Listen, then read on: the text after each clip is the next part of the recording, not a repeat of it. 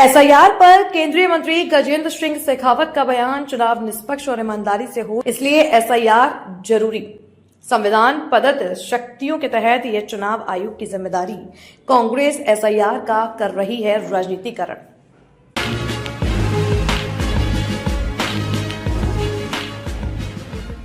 खबर जोधपुर से है, जहां केंद्रीय मंत्री गजेंद्र सिंह शेखावत ने मतदाता सूची पुनः निरीक्षण को लेकर कांग्रेस पर निशाना साधते हुए कहा कि चुनाव निष्पक्ष और ईमानदारी से होने चाहिए और मतदाता सूचियों का जल्द से जल्द पुनरीक्षण होना चाहिए।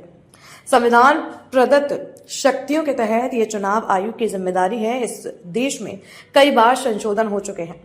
महाराष्ट्र चुनाव के बाद कांग्रेस पार्टी और उनके नेता खुद इस तरह के आरोप लगा रहे थे, मतदाता सूचियों में विसंगतियों का आरोप लगा रहे थे। अब जब संशोधन शुरू हो गया है तो वे इसका राजनीतिकरण कर रहे हैं। बिहार चुनाव के बाद जनता ने स्पष्ट संदेश दिया है कि देश में ना तो विभाजन की राजनीति है, ना ही दुराचार की राजनीति और ना ही परिवारवाद की राजनीति चलेगी। अब किसी को समझ नहीं आया तो चुनाव अभी बाकी है। शुचिता के साथ में चुनाव और मतदाता सूची का समय पूर्वक पुनरीक्षण होता रहे, ये जिम्मेदारी चुनाव आयोग की है और संविधान प्रदत्त अधिकारों के तहत चुनाव आयोग इस दायित्व को पूरा करता है। इस देश में अनेक बार इस तरह से स्पेशल इन्वेस्टिगेटिव रिव्यूज मतदाता सूची के हुए हैं। कांग्रेस पार्टी और कांग्रेस पार्टी के मुखिया महाराष्ट्र चुनाव के बाद में इस तरह के खुद आक्षेप लगा रहे थे कि मतदाता सूची में नामों में गड़बड़ियां हैं। उसके बाद में कभी वो हाइड्रोजन बम के नाम पर, कभी एटम बम के नाम पर इस तरह के खुलासे करते रहे।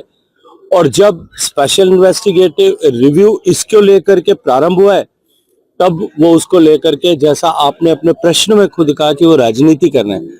मुझे लगता है कि अब जब बिहार के चुनाव के बाद जनता ने स्पष्ट संदेश दे दिया कि न बांटने की राजनीति देश में चलने वाली है, न तोड़ने की राजनीति देश में चलने वाली है, न दुर्व्यवहार की राजनीति देश में चलने वाली है, देश में न परिवार की राजनीति चलने वाली है, केवल और केवल विकास की राजनीति और देश को विकसित करने के लिए प्रेरित और समर्पित राजनीति देश में चलेगी। अब उसके बाद में भी यदि किसी को समझ नहीं आता है तो अभी तो चुनाव होने बाकी हैं।